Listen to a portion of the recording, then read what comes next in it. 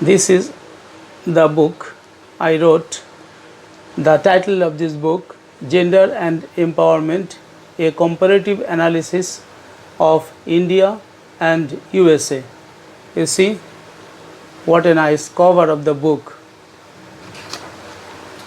I wrote this book in 2012.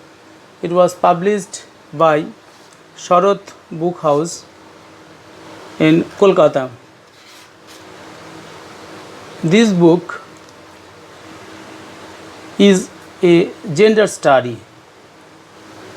Gender is a social construct which cross-cuts every domain of our life. Women, the focus of gender study, are the victims of deprivation, suppression, and oppression across space and time. The long history of women's movement in different parts of this globe bears testimony of their class struggle for equitable existence and development with dignity. Empowerment is presently seen as means and ends in emancipating women from the shackles of these menaces. This book, Gender and Empowerment, a Comparative Analysis of India and USA, unfolds the hard realities of gender discrimination in both quantitative and qualitative terms for the two big democracies of the world, USA and India. Recognizing every social movement and policy reform over the years, it deals with issues that hinder gender equity and suggest holistic interventions for empowering women for the days to come. The book is a rich treasure to the researchers of both India and the USA. There is a misconception among the students and a large section of people in India that only Indian women are suffering from deprivation, only Indian women are backward, Indian women are getting slaps and being abused by male community, and in India only women's participation in labor force, women's participation in education, their participation in other social activities and movement is much lower than their European and American counterparts. From this point of view, I wrote this book. I tried to show in this book that it's not only India. Women throughout the world are facing same discrimination, same oppression, and behavior from their male counterparts. However, this book is divided into 9 chapters. I am just giving an outline of the chapters.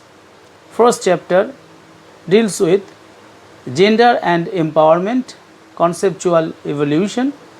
Number 2, participation of women in the American movements. Number 3, political participation of women in India.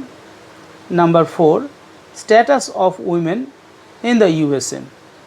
Number 5, status of women in India. Number 6, gender discrimination, a global overview.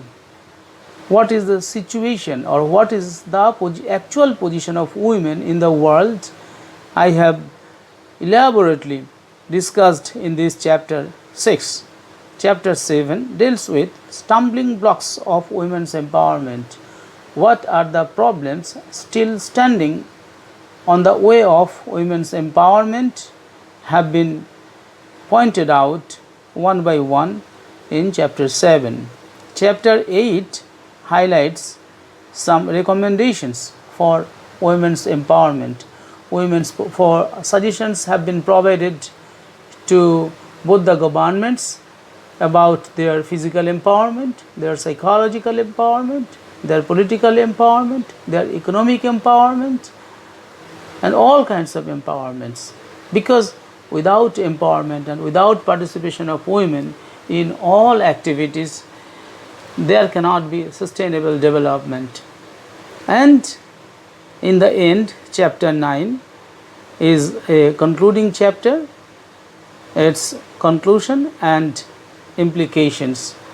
In this way, this book is a 384 page book, and the price of the book is 595. The price, I don't think it has been increased by the publisher. It was 595 at the time also. You see the back cover page of the book, right? This will help you to understand the situation or status of women in India, and this comparative analysis give you a view of the women in Western country and Eastern country. I hope that you will buy at least a copy and give your review. I am expecting for your review. Thank you.